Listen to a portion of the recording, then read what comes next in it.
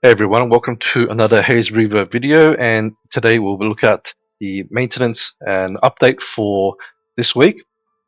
Now, normally I do this a little bit later during the week because I normally wait for the new units to come out and check their skill kits in game.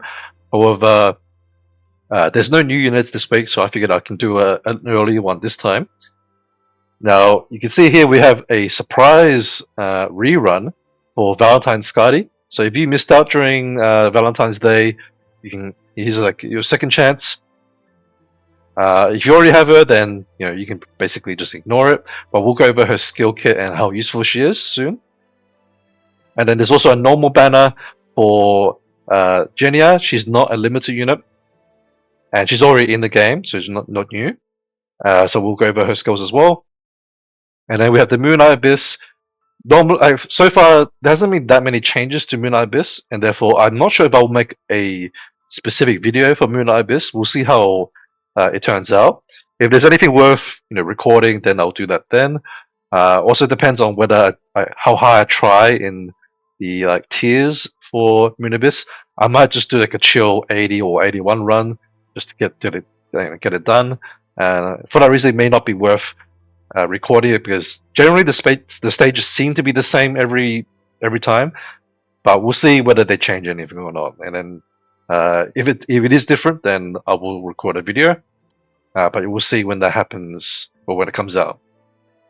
Let's talk about the units that we have got for the banners. First one is Genia, the non-limited unit. She is a support type, and she has a very unique skill kit that no one else can sort of copy her. First off, she targets herself, right? This is a basic thing for her. So she's always the white square on this targeting range, and then she targets like this, right?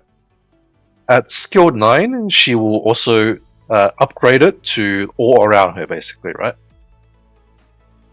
Also, you can see here actually that this is the highest upgrade for Perfect Shell, which she makes her herself immune to debuffs for 16 turns. It's not super useful. I mean, this would be nice on a DPS, but not so much on support. At least not that I feel anyway.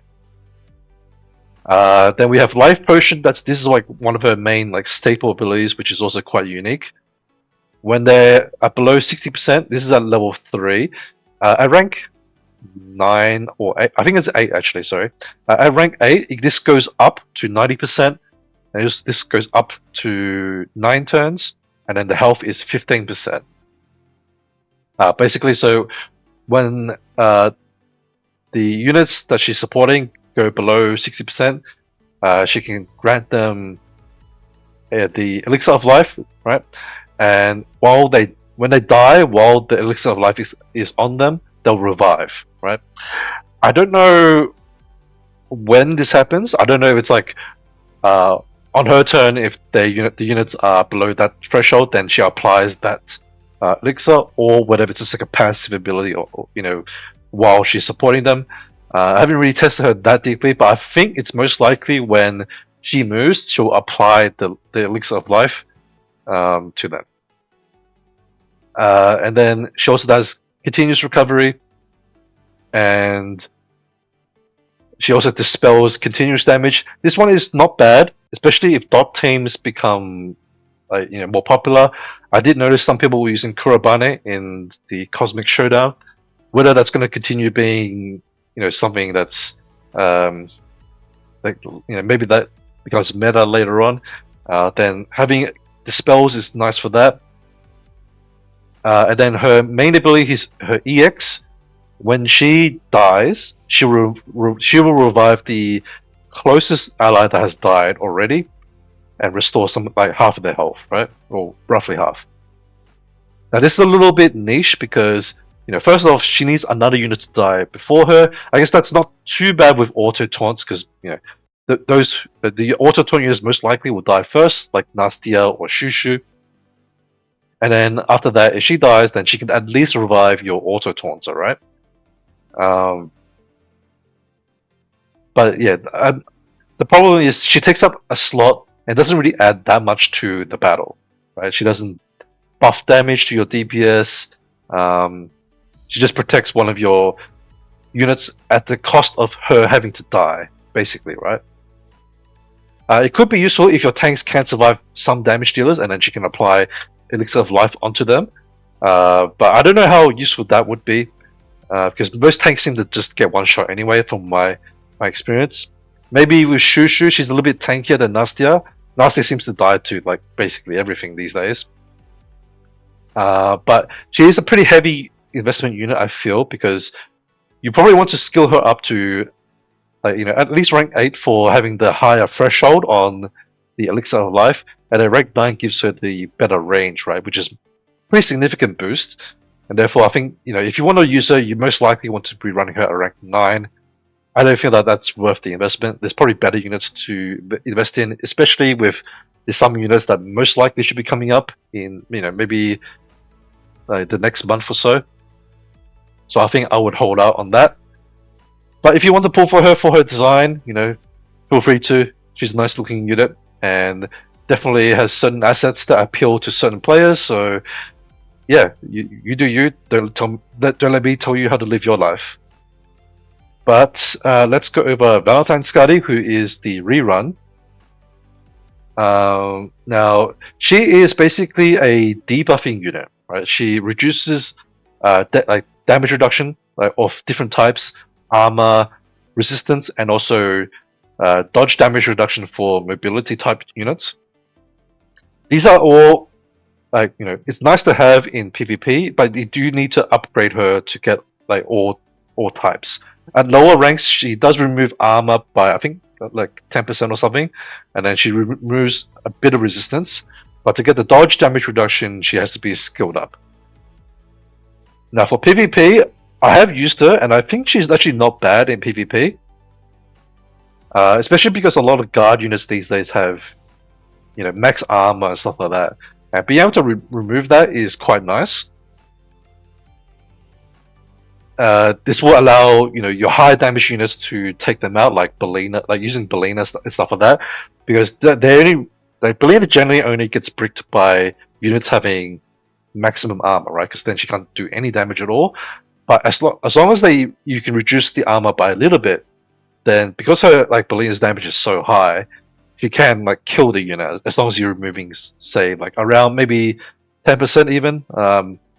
Yeah, the more the better, obviously, but it does give you that opportunity to take out units. Whereas obviously with 100%, she'll just get stopped in her tracks, right? In PvE, she is mostly useful for Crusade Raid, but it's very situational. It has to be a boss that is immunity 1 or below, right? I'm not sure there's any. To be honest, I'm not sure if there's no immunity bosses at all, but she has to. She can bypass immunity 1. So if the boss has that, then that's okay. But if they have immunity 2, then she can't do it. For example, the most recent boss was immunity 2, and therefore you couldn't use Skadi, but you could use Nate, right? Because there's a difference here with her skill. So this one reduces the dodge damage reduction, right? And she passes by immunity 2, and therefore she is a pretty good investment, obviously, right? Because as long as you're bypassing immunity 2, you're able to get everything, hit all bosses. I don't know if there's ever been an immunity 3 unit, but I guess they could potentially do that if they want to, stop you from having Nay as a debuffer. But Nay's got to be good anyway, regardless of that, because of her buffs. But that is how the immunity stuff works for the bosses. And therefore, it really depends on whether they design more bosses that are immunity 1. If they don't, then Skadi doesn't do anything, of course, in those bosses. However, she does do, she has a bit of utility for PvP, and therefore she's a decent unit to have. Now, my suggestion is to wait until her banner is close to ending, right? Because we still have another couple of weeks before the banner ends, and we can see what else is coming out, in the meantime, right?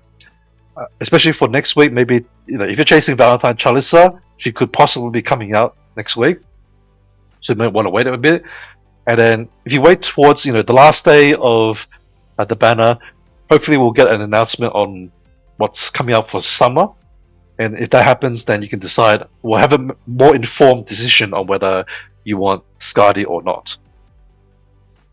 I think she also has like some potential in Moon Abyss, just because she can remove a lot of this damage reduction, which is also sort of like a big pain factor in Moon Abyss, where a lot of units just have to be like very resilient to damage from things like Morgan, and you might struggle to kill some of the units, and therefore she could be useful in some stages, but it's a bit more advanced. This is only really if you care about like tier 80 and above for Moon Abyss, because below that you can take out all of the damage reduction and just wipe everything with Morgan, and therefore it's only really if you're pushing 80 plus to get the badge reward thing or the medal that you need to buy it.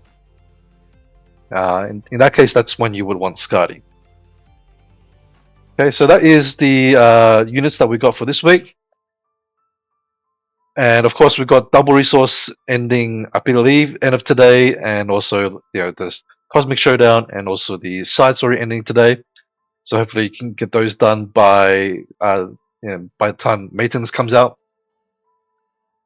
And yeah, so I'll leave it here. I think that's pretty much all I needed to cover. Thanks for watching. If you have any questions, of course, feel free to ask in the comments. And I'll see you in the next video. Bye bye.